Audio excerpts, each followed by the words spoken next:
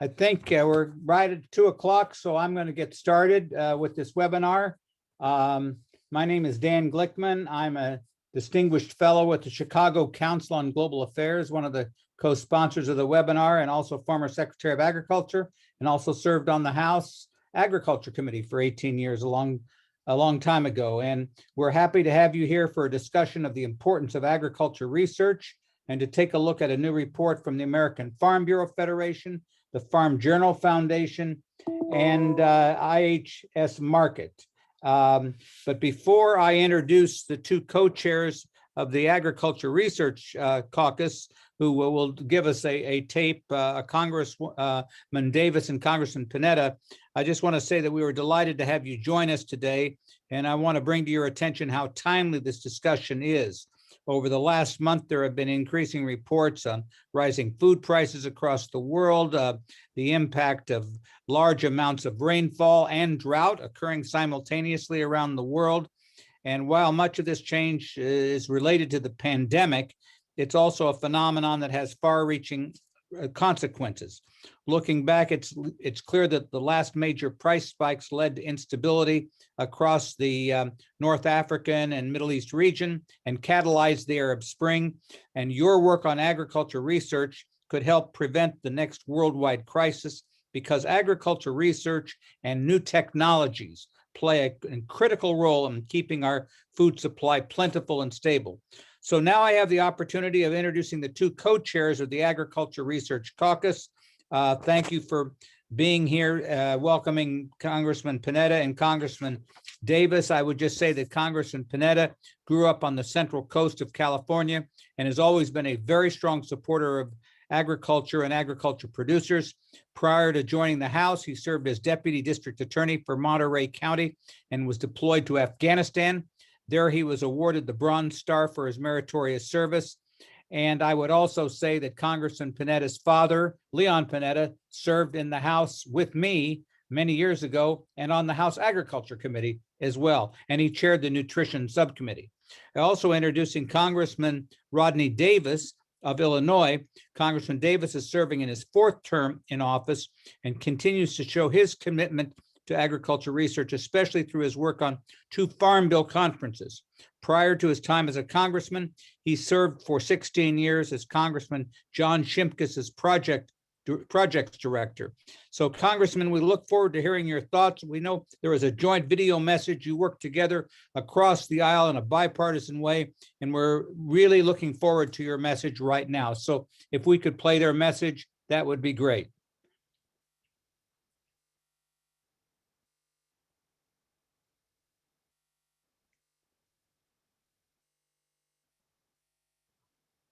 You know, for those of you who don't know, you're looking at two champions right here.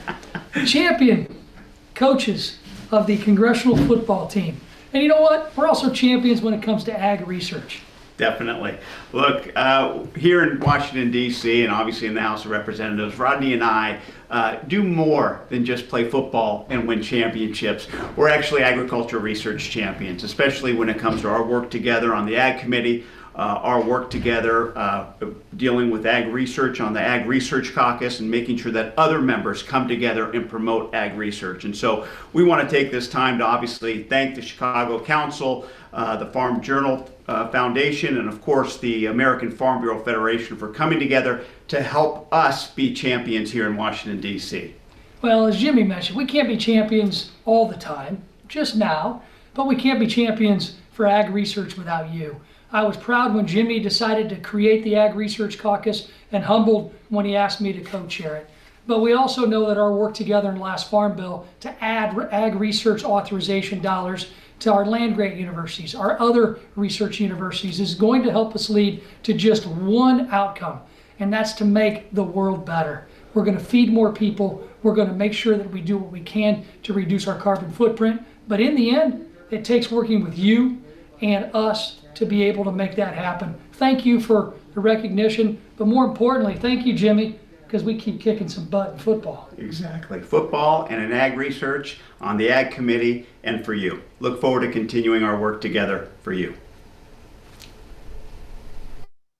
Well, I want to thank both of you for kicking it. I won't say what on the air what they said because it's probably politically incorrect, but these are two great congressmen who do an amazing job and work across the aisle, which is so critically important, particularly when it comes to food and agricultural issues. So we want to thank to them. Now, I'm going to turn to our distinguished panel where I'm going to introduce all three of you at one time, then ask Zippy and Kasey to make some remarks, and then go to Joe, who will be giving the report that has been commissioned by the Farm Bureau, American Farm Bureau Federation, the Farm Journal Foundation, and IHS Markit. So first, let me introduce Zippy Duvall. Everybody knows him. He's president of the American Farm Bureau Federation. He's been president since 2016, a third-generation farmer from the state of Georgia.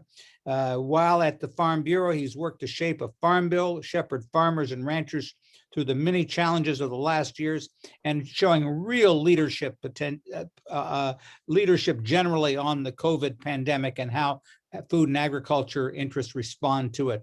Prior to being elected the American Farm Bureau president, he was president of the Georgia Farm Bureau and served on the Farm Bureau Board of Directors. So Zippy, want to thank you especially for being here. We're also excited to have Kasey Bryant with us. She's a lead farmer with the Farm Journal Foundation and a third-generation partner in Bryant Agriculture Enterprise, which is a soybean, corn, and wheat production farm in Southwest Ohio. Kasey oversees information technology and financials, works in growth development and land partner relationships on the operations. So it's the right time for you to be here, Kasey. I know it's a busy time, so we thank you for taking time away from what you have to do to be with us. And then last but not least, because the heart of the program today is the report from IHS Markit, but we have Joe Summers, who I just found out worked for me many years ago. I won't say how many years ago at the Department of Agriculture, although he still has his hair and I don't. So something has made, Zippy, I'm sorry to say that. I know we share that particular affliction. But anyway, he is the head of the IEG Policy DC office, working on agriculture policy, consultancy work, as well as economic analyses. He's headed a number of studies examining the impact of policy changes on the farm sector, including analysis of USDA market development programs and foreign trade agreements and policy issues. And Joe, thanks for being here to discuss this report that's just coming out called Benefits of Increased U.S. Public Investment in Agriculture Research, which we'll make sure that everybody has a link to if they don't already have that before. So any event, why don't I go ahead and start and have Zippy make some remarks, then turn to Kasey and then to Joe. So Zippy, we'll go to you. Well, thank you, Secretary Glickman. I appreciate you inviting me to be here with you today. And it is this right here. I think it's some 30 years of milking cows and keeping my head up against their side to push them off when they're getting ready to kick you. But I don't have to push people off from kicking me now. I just have to sit and take it. But you know all about that, I'm sure. I want to thank Representative Panetta and Davis for co-chairing this important caucus. And I also want to thank the Farm Journal and the Chicago Council for organizing this briefing. I am Zippy Duvall, and I am president of American Farm Bureau. And it is an honor for me to speak for the farmers and ranchers across this country each and every day. And they're why I get up and go to work every day I get up and go to work for them each and every day. My son, my third child, is a veterinarian, and he and I continue to run our farm, growing about 400 brood cows and about 1.5 million chickens a year that end up at Chick-fil-A, matter of fact. So I know all of you are fans of Chick-fil-A. So thank you for being here, and thank you for giving me this opportunity to speak about this really important study. The importance of a robust funding for agricultural research cannot be overstated. A recent study found that the U.S. public agricultural research and development spending in from 1910 to 2007 returned on an average of $17 for every dollar invested. The research conducted in this nation at public land-grant universities and elsewhere is imperative to the health and sustainability of American agriculture and its future as being the breadbasket of the world. Increased funding at USDA research and development programs is an investment in our rural communities. It gives our farmers and ranchers and foresters and producers the tools that they need to manage current and future challenges like crop and livestock pest and disease, invasive species, and climate change. Research and innovation have played a key role in making U.S. agriculture a leader in climate smart farming practices. An investment in research will help move us forward to provide solutions to help mitigate and adapt to climate change. And farmers can be a part of the solution while improving our nation's food security. Public land-grant universities, it plays a critical role in this research. Myself and many of our Farm Bureau members depend on our county extension agents and the advice and expertise that they bring to our farms. They always bring the innovation and the research that goes on at our land-grant colleges to our farms and help us implement those projects and that research. You know, as I traveled across this country, and I've been to all 50 states and Puerto Rico, a lot of my travels also included future innovation labs that are on our land-grant colleges. And I can't tell you how impressive it was as I've traveled across and heard all the research that was going on in our land-grant colleges and what an important role that they play in agriculture in our rural communities. You know, during COVID-19 pandemic, it has shown us that we have some areas in our food chain in our food system that we need to work on, and we need to take the opportunity to do that. So continued support of public investment in agricultural research and development programs will help us just do that. We need to make sure that we fix some of the problems that we have and find those solutions with this research.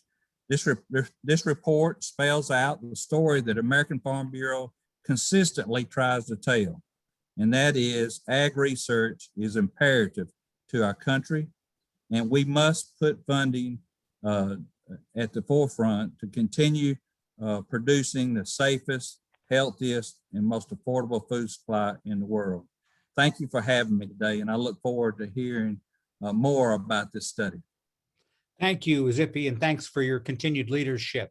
So Kasey, I'd like you, if possible, to make a few comments. I'm really impressed with your background, your knowledge about not only production agriculture, but issues like information technology, the modern world, how agriculture is going to cope in the years to come. So the floor is yours for a few minutes. Thank you. Like Secretary Glickman said, I'm Kasey Bryant Bamberger, a third-generation partner in Bryant Agriculture Enterprise. We are located in Southwest Ohio, and I am blessed to farm alongside my my cousin, my uncle, and my father.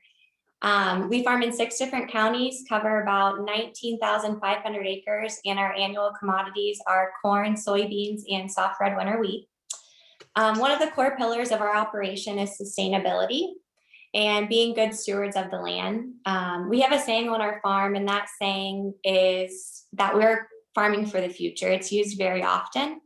So our goal is always to produce crops at high yields while taking care of the soils and the environment while we do so. I started working with the Farm Journals Foundation about 5 years ago as an ambassador because I felt that their goals aligned with ours as an operation to educate and to advocate for farmers around the world to make sure that they had the resources available to them, that we had the resources available to us to continue to provide for a growing population.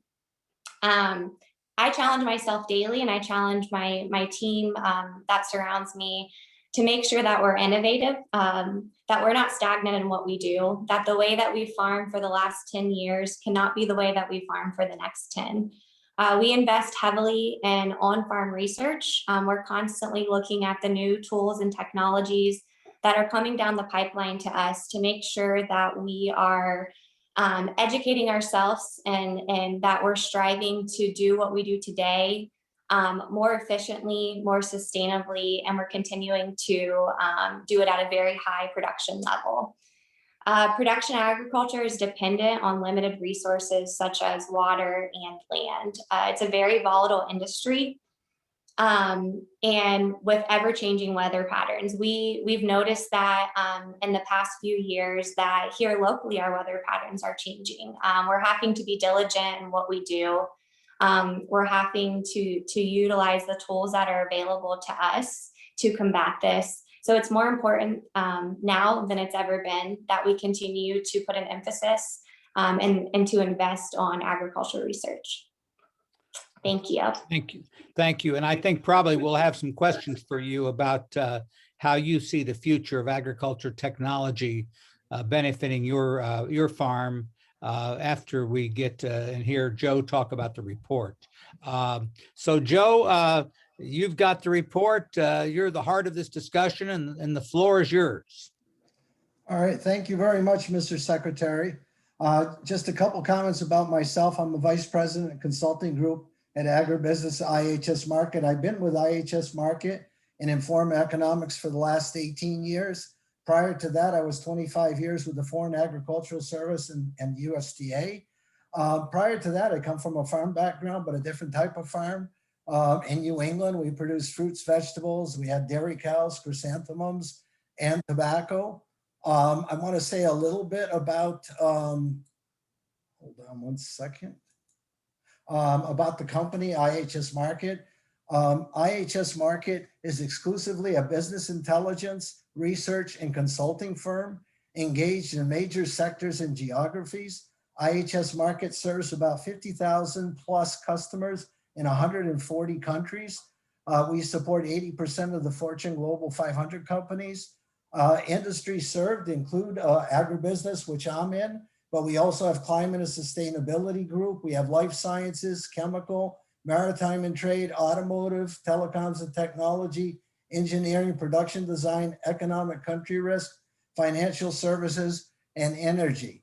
The company has about 16,000 employees globally, 11,000 researchers, analysts, and consultants. Because of the research and analysis we do and our major capabilities, we have an affinity to understanding the role of research, public and private, plays in the health of the economy. What I'd like to do now is talk a little bit about the study and highlight some of the things that are very important. The authors of this report are all part of IHS Markit Agribusiness Consulting Group. And this report examines the challenges facing U.S. agriculture and the benefits from public investment in agricultural research that would be needed to meet those challenges. Over the next several decades, there will be increasing need to improve yields and production to feed a growing global population. Climate change, pandemics, new crop pests and diseases, and animal diseases all pose potential threats to the U.S. and global agricultural economy. The success of U.S. agriculture will depend on both public and private investment to respond to these challenges. Although U.S. private investment is growing sharply, public investment appears to be stagnating. We estimate that private investment over the last 10 years has increased about 50%, while at the same time, public investment has been relatively flat, around $4.2 billion. Because of the public investment, the U.S. farmer currently is among the most efficient and productive in the world, and the U.S. is a global leader in helping to meet the world's demand for food. However, because public funding seems to be stagnating and the challenges that we're facing, we have the chance that we're going to fall behind other major ag producers. For example, Brazil and China have moved well ahead of us. They're spending a lot more on public investment. I got a chance to see that because I mentioned at the beginning I was posted in Brazil for 6 years. That's when they were starting out with soybeans. And there was a big focus in the country at that time to expand the soybeans, and public research was something that was very important. Look where Brazil is today. So public investment is very important. Now, What are the benefits from public sector investment? While private funding for agricultural research is beneficial, private companies primarily focus on a select value opportunities in major crop and livestock categories that can generate profits, leaving other areas underexplored. Companies also have less incentive to research areas that benefit society broadly, but are difficult to capture private returns, such as from the environment, animal health, specialty crops, and food safety solutions. Public funding is beneficial because it fills in gaps left by private investment.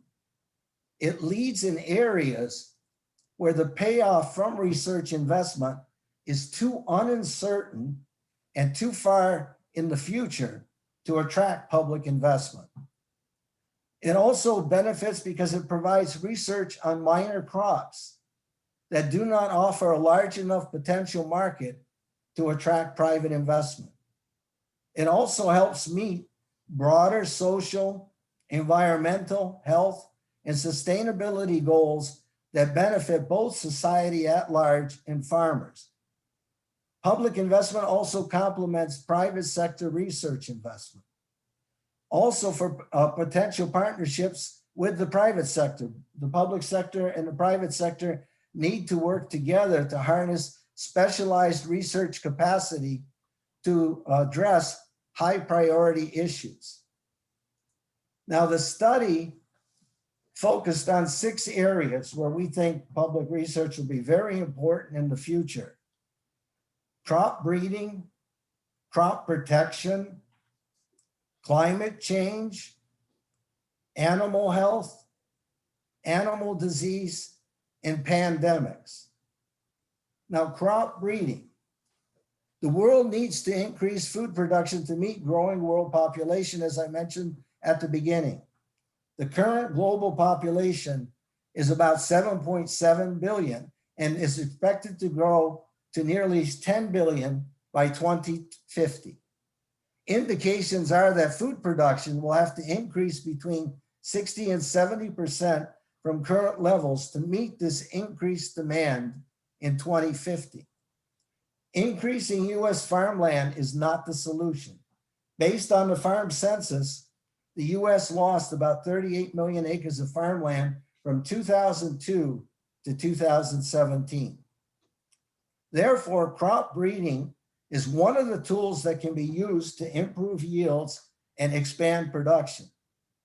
New seed varieties can be designed to respond to climate change, improve nutrition, and increase yields.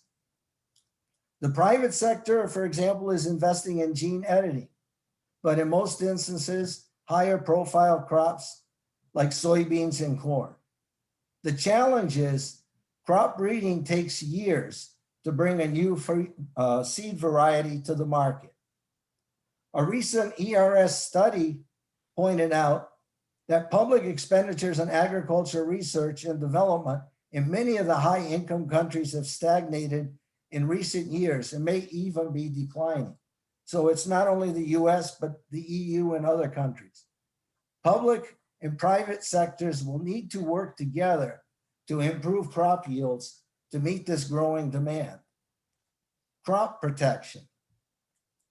Effective protection against crop diseases and pests has been a major contributing factor in the steady growth of agricultural productivity in the US and globally. But the battle against crop diseases and pests is continually evolving as diseases and pests develop resistance to established crop protection practices, and new diseases and pests continue to emerge and pose threats. At the same time, there's a public concern over the environmental and human health implications of chemical pesticide use, for example, which has resulted in reduced availability of a lot of the chemicals we have been using. New product development has slowed as the cost of developing and marketing new products, in part due to increased regulation stemming from environmental health concerns. With commercial viability of new technology often uncertain, Publicly funded research and development can be vital to initiating work that can be commercialized by the private sector and become available to producers. Public research funding can help to meet the broader social, environmental, health, and sustainability goals.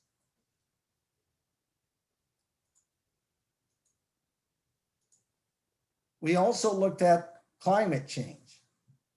Projected increases in temperatures, changes in precipitation patterns, changes in the frequency and severity of extreme weather events, and reductions in water availability have the potential to impact food security at the global, regional, and local levels and disrupt food availability, reduce access to food, and affect food quality.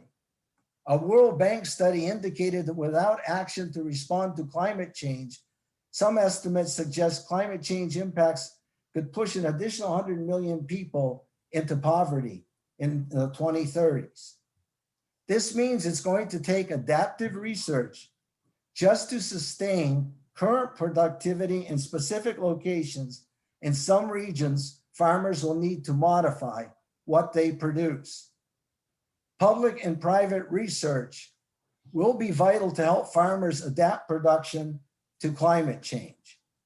Accelerated investments in related research by the public sector and private sector partnerships are greatly needed to help farmers adapt to climate change. Another area we looked at is pandemics, and we're living in one right now. External shocks such as COVID-19 have exposed the vulnerability of the global agricultural system. From a private sector standpoint, researching pandemic issues that have very low probabilities of occurrence and or have impacts or benefits that are outside a company's capability to capture return on their specific research investment are given very low priority for funding. These issues are almost by definition best suited for public sector research spending. But at the same time, public-private partnerships are needed to harness specialized private sector research capacity to address high priority issues as they arrive. We can see how the vaccinations have been developed for COVID. It's a combination of the government working with the private sector. Both are needed to resolve problems. Another area we looked at is animal health. FAO estimates that global meat production could increase by over 40% to 2050. With this projected increase in animal protein demand and per capita consumption, the production and productivity of animal agriculture becomes vital. This can only be achieved when animals are healthy and disease resistant. Investing in animal science research is the means to ensure a safe, high quality, plentiful, and affordable food supply to meet future protein demand in the US and the world.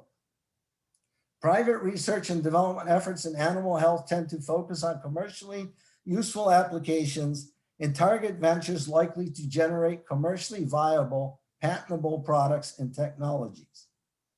Research areas that might be risk-prone take time to show results and are not likely to be profitable for private research to tackle, and thus more resources for public funding basic research are vitally needed. Research areas that will require additional public funding are increasing the focus on animal welfare, disease resistance, and reducing the environmental impact of livestock production. Another area we looked at in the report is animal disease. The US faces the challenge of needing to be prepared for diseases that are rare, exist in other countries, or have not yet been identified. The US and the world have seen outbreaks of highly pathogenic avian influenza, PDV, foot and mouth disease, African swine fever, with significant animal health and economic impacts in the affected countries and threatening the food supply.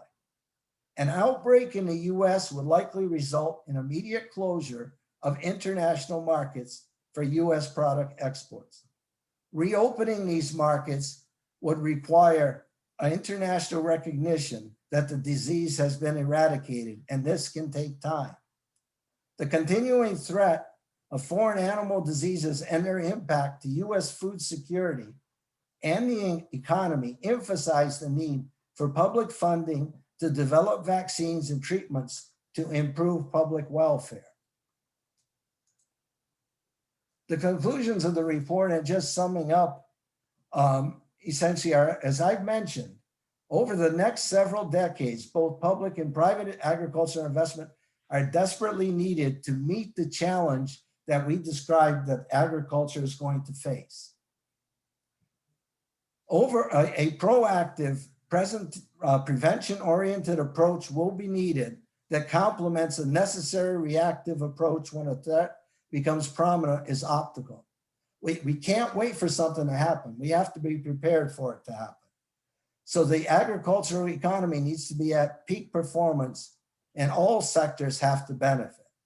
While private funding for agricultural research is beneficial and very important, public funding is needed to complement and support private sector investment, as well as conduct research in areas the private sector may not focus on. As I've mentioned, as I've been talking, partnerships between public and private investment are vital. We can't have public investment stagnating like we've had. And for example, I want to make a comment about working together where public investment could be important, and that's in carbon sequestration, where perhaps maybe like we mentioned before, CCC credits could be used for a carbon bank to help farmers improve soil health and sell carbon credits. But these are all options that are available. The bottom line in broad terms, without US public sector investment in agricultural research funding into the next several decades, there's likely to be significant implications in key areas important to US farmers and ranchers, and the US competitive position may be at risk. These are some of the highlights, and I'll pass it back to you, Mr. Secretary, to open it up for questions. Thank you, Joe, for excellent report. And I presume on the chat screen, we'll be able to give a link to this report, and we'll make sure that everybody who's watching will get a copy of this report. I might just point out at the beginning that I was the founding chair of the Foundation for Food and Agriculture Research.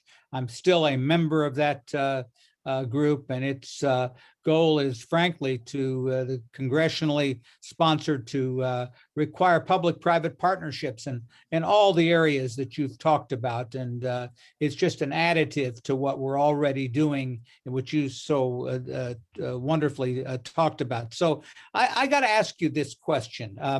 It's basically two questions. How much more do we need to put into public research? Can you quantify this? I mean, here we are talking to congressional staff. They say, okay, this is great. You've talked about all these problems, which, by the way, I agree with everything that you talked about. We need to double, triple, quadruple. How are we going to do this at a time when it looks like we're going to have some limited resources? So that's question number one. And then question number two is, what worries you the most when you go to sleep at night about the future of all of these potential asteroids hitting food and agriculture that could really disrupt our ability to produce food for the world? We didn't put in a forecast for how much it can increase, but it can't be stagnant. It has to, like I mentioned, private investment over the last 10 years increased by 50%, while public spending has stayed flat. If this continues, we're going to be in trouble. So we're going to have to probably match private investment spending. And maybe you can say that overall. The thing that scares me the most is a combination of pandemics like we've had, because it's totally disrupted the food supply chain. Like if you look in the meat sector, the meat packing plants that they initially shut down, we have to be able to respond to pandemics. Climate change is something that's going to have big impacts, and we have to respond to that.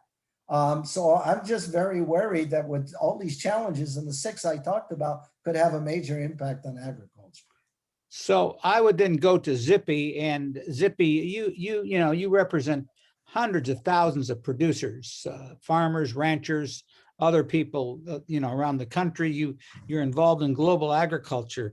So what do we do to try to get to make sure that this gets the attention it deserves, to make sure that ag research gets the attention it deserves. Joe talks about many of these problems are slow and they're not necessarily happening overnight, although with the pandemic, we obviously as a country begun to respond very quickly. But many of these problems are slow, and some weather pattern hits here and we solve it, but then something else happens. So how do we get this higher up on the agenda? How do we tell the story better to get people to believe that this is important?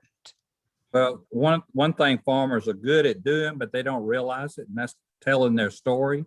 And this time in the history of our country, when just a year ago, people that around the country went to grocery stores and saw empty shelves, they began to wonder, were farmers going to go back to work? Were they going to continue to be in the field?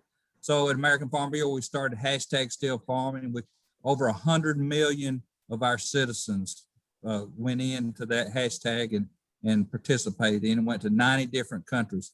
So now is the time to tell that story. Now is the time to illustrate to Congress and President Biden how important it is for us to continue to create or put money into public research so that we can make sure that our food security is there for this country and the people. Food security it equals national security. If we can't feed ourselves, we have to depend on some other country, we're in very bad trouble. And also, as we talk about climate, farmers are going to have to take on some more responsibilities to continue to do what they've done over decades, and that is to do practices that helped us protect our environment and cut back on greenhouse gases. We've done that, but we're open to new projects that we can put on the ground, and it's going to take research to deliver those tools to us. So telling the story is what's important. So I'm going to ask Kasey this too, but I want to just go follow up on the climate issue. So, I recall the years I was in Congress, the years I was at USDA, this was always a very tense discussion about the role of agriculture in terms of environmental issues and the role of agriculture as it relates to climate and what's the government going to be doing. But it's clear that we all have to be working together, farmers, ranchers, the government, the private sector, the public sector. And do you sense that there's more of an inclination and desire among farmers to be part of this climate solution than there might have been 30 or 40 or 50 years ago? I think there is a sense that they want to be part of it. They're already part of the solution. They just want to continue to expand. And as a Secretary of Agriculture, there were a lot more people wanting to participate in conservation practices than there were funding for. So we need to make sure that those practices are funded. We need to make sure that research is funded so that it gives us more tools to do that with. I will tell you that the uncertainty on the farm today comes from not really understanding and knowing what all this debate and conversation around climate really means to them. Is it going to be dumped on them, required and demand? We say it should be voluntary. We should say it should be market-based and science-based so it can deliver results that help the environment, help the climate, keep the climate from changing, and also to have partners with our farmers, respecting them and working with them to make sure that we can get this done. Well, okay, that's great. I might point out for the audience that the Q&A button on your laptop or computer, where we would welcome questions. We've had several in the box there, but please feel free to add questions to the Q&A button, and then it will be relayed to me on the chat feature. So, Kasey, I'd like to know, as an active farmer, you've heard what these two gentlemen have talked about. You've heard the report. I think you're going to be farming just for many, many, many more years than the rest of us are probably going to be alive. And you're going to have hope, maybe not. We'll see what research does. Maybe it'll keep us alive a lot longer, Zippy, who knows? But so I wonder how you respond to this. How do you as an active farmer respond to changes in R&D and what your challenges are to meet the future in terms of drought, weather, climate, productivity, pests, disease, all these things? How can you cope with this without an adequate research budget? Yeah, so like I mentioned earlier, we put a large emphasis here internally on our operation to do our own on-farm research, working with the public and the private sector. We're looking at all pillars of the ag industry, researching and trying new inputs that are available to us. We're also trying new technologies as far as farm management software, in-field technologies, spatial data, utilizing our equipment. We're also working with why we look at climate change into the future and how we can be part of the solution. Working on challenging how we have done things in the past and starting to incorporate more regenerative practices. Working with our local extension and reading reports from local land grant universities on how we can start to maybe change some of the practices that are a part of our daily workflow, like reducing tillage practices. We've started to incorporate cover crops on our operation. What's different and what's unique about production agriculture, especially in row crop agriculture, is a lot of times we only get to do things one time a year. So sometimes change takes time. I feel like farmers are typically looked at that it's slow for them to change, but I don't necessarily know if that's because we're not willing to, or if it's more of because we only get one shot at change. So we only have one planting season, one growing season to evaluate how the changes that we have decided to make affect the yield on our farm. So on our personal operation, we are lucky enough to have a larger footprint to be able to deploy multiple plots and to be able to evaluate how some of the new resources or new technologies or tools that we are able to use, how that affects our operation and affects our yield in a shorter time frame because we have more acres available to us. I'd ask this question: what further research would be needed do you think, to allow farmers to reliably sell environmental benefits produced in cropland and pastures to businesses and utilities and other sectors? That seems to be a growing trend. Any of you can respond to that? Yeah, Joe, go ahead. Yeah, I can start with that. There's a lot of private groups that are doing that. And maybe the administration, which is focusing on climate change, they can do a lot to provide information to farmers. But as for example, as Kasey mentioned, there are farm management practices you can do to improve soil health, reduce carbon emissions, cover crops, for example, other things you can do. Those can be measured.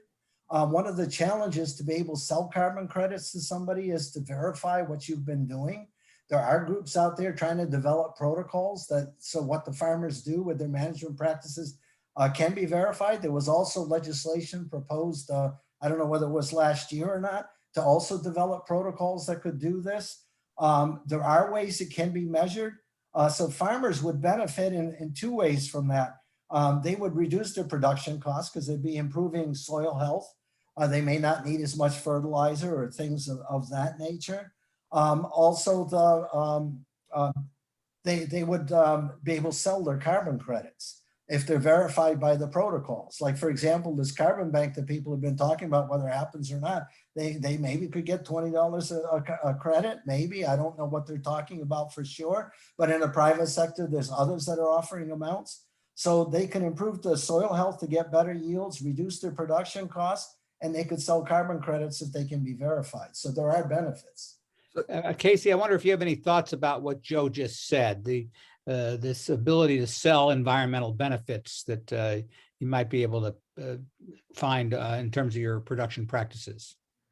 Yeah, so I've worked with a couple different private companies that are working on just that, ways to verify carbon credits and then connecting us with other companies outside of our industry. It's very intriguing to us. We definitely want to be part of the solution. The hard part is right now is it's such a new space. And I don't think that there's necessarily a metrics today that gives farmers a direct or a direction on the best way to do so. I think some of the practices that are encouraged, we've started to incorporate on our own operation, like I mentioned earlier, like cover crops. The problem with that is, what works for us here in Southwest Ohio won't necessarily work for a farmer in Mississippi or a farmer in Arkansas. It's taken a lot of research over the last 3 years for me personally to learn about what species work for our farm here.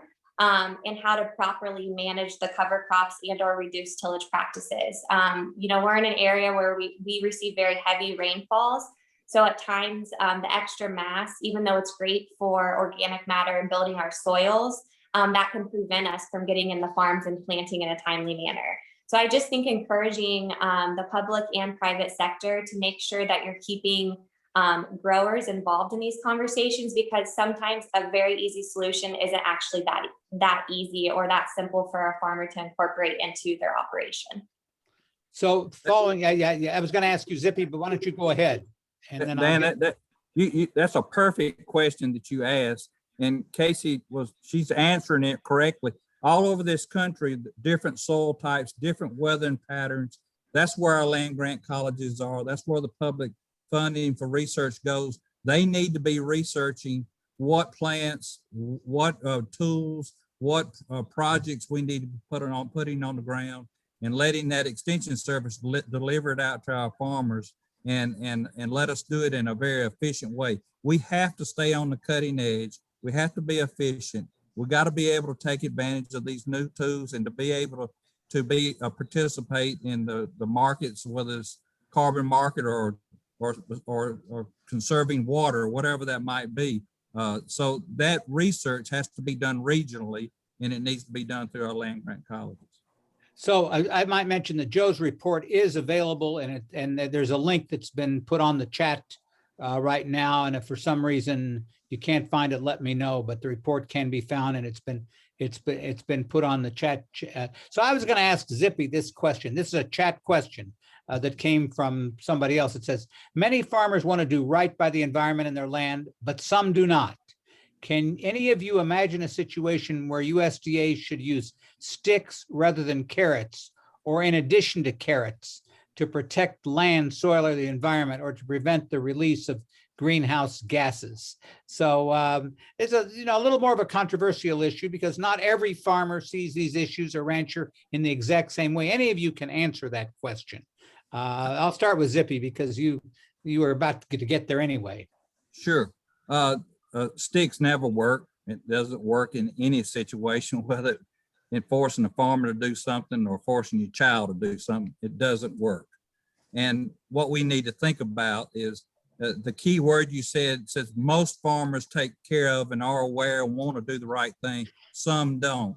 That is a minority, a very small minority of the group. And I don't care what group you're talking about, there's always a small minority that does damage to what the rest of us do. Our farmers have proven, if it's voluntary, if it makes good business sense, and if it's science-based and it fits their region of the country or the commodity that they're growing, they will do the right thing. They have to be incentivized. They can't take the whole load on their shoulder. They have to have a partner, whether it be USDA or whether it be a seed company, whatever, even a company like Walmart that wants to buy carbon credits. We got to have a partner to help us go into the future and do what's right by our climate, do what's right by our production and safety of our food, so that we can secure our food system, so that we can keep our country secure. Kasey, you have any thoughts about that? I mean, you have to deal with farmers all over your part of the state. This question was, some are cooperative, some want to help, some want to work it right, some don't. What does the government do in that situation? Following up. Yeah. Just following up on Zippy. Yeah, I kind of want to echo what Zippy said. I think it's more important to us than any other industry for our environment and for our soils to be at a high production level. We're consumers ourselves, so we're dependent on nutritious food at an affordable price.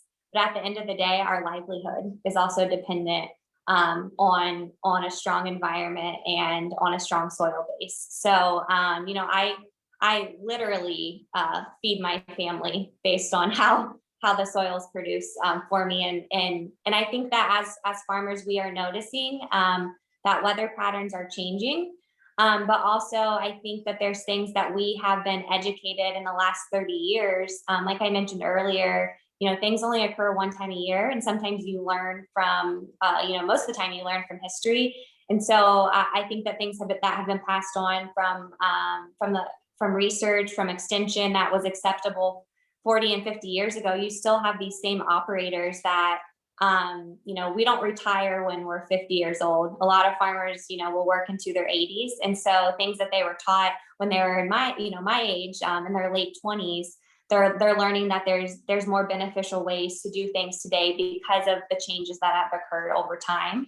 And with the proper education, if they're able to see the benefits of those changes, I truly feel that they will partake in what's requested of them.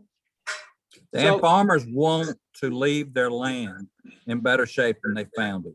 I can show you that all over America. You can come to my farm and see what it looked like when my grandfather was here, what it is here now. Our children do. They live on this land. They eat food off this land.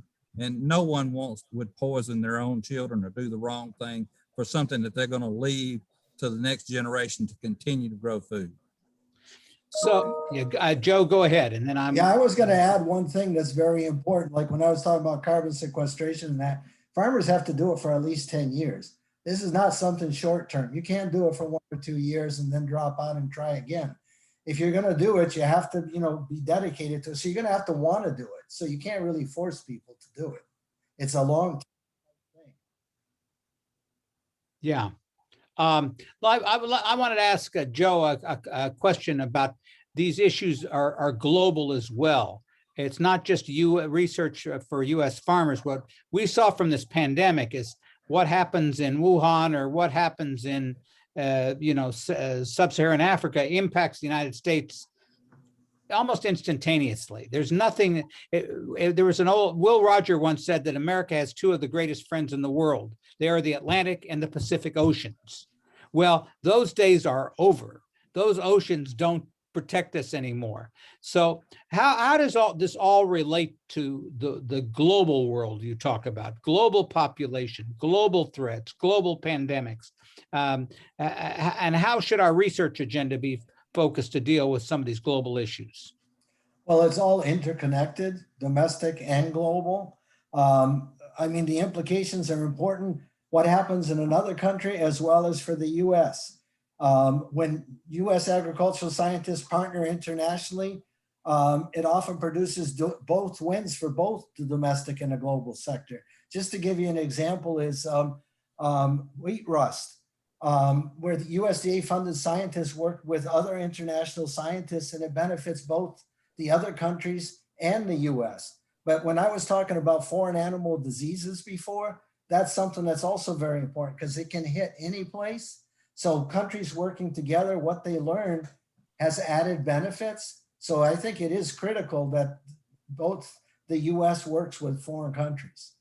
And then there's this is kind of this. I'm going to send this over to Joe as well, but others, can certainly answer. And that, as you know, in the last administration, there was an effort to move a part of the ag research budget out of Washington into the Kansas City area, National Institutes for Food and Agriculture and the Economic Research Service. And a lot of folks said when this happened, they said, this is going to hurt talent going into agriculture research. There may be some reasons for doing it from a purely economic area, but the big issue is what happens to all these talented agriculture researchers that we want for the future to be doing all the work that Kasey and Zippy talked about. I wonder if you're an old, not old, but you're a ex-USDA employee and been involved in this world. I wonder if you might comment on this. And it's not meant to be a political question. It's meant to be, how do we have the best human talent to do the kinds of things that both of your colleagues have talked about? Maybe my comment might be, obviously Washington is a more attractive place for people to go. So that's one reason people want to go to Washington.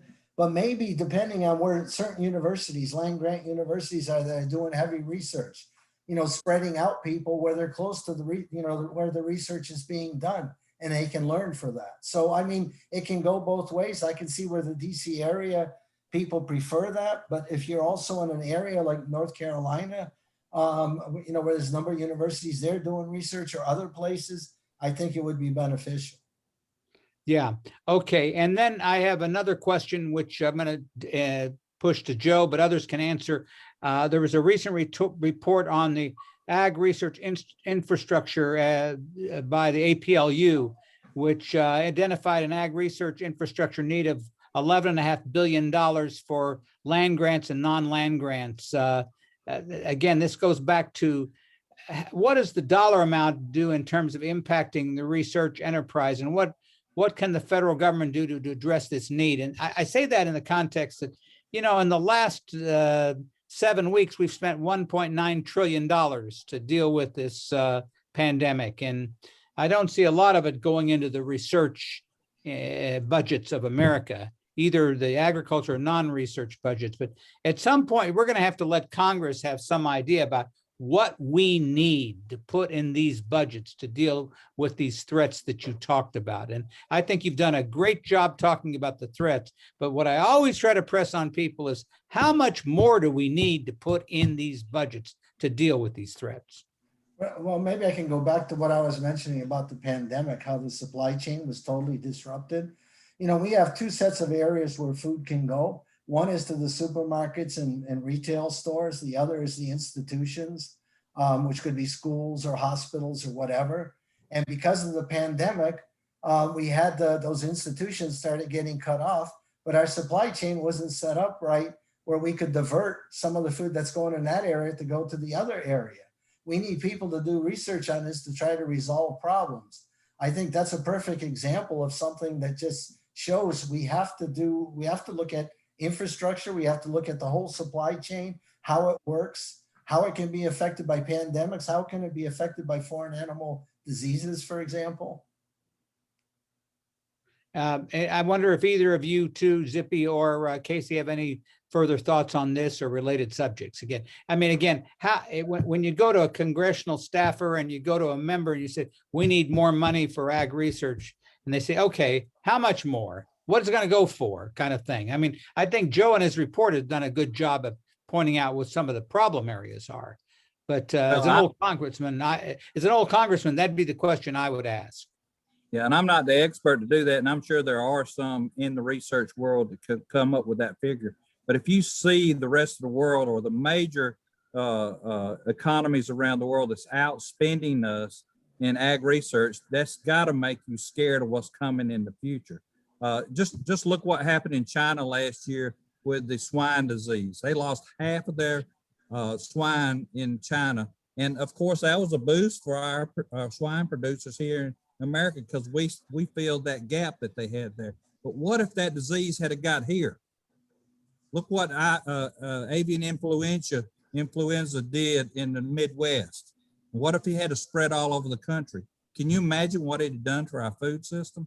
We have to have this research to protect this precious food system that we have because it is important to our country and our people. And Kasey, I wonder if you have any kind of closing thoughts on any of these subjects that we've talked about.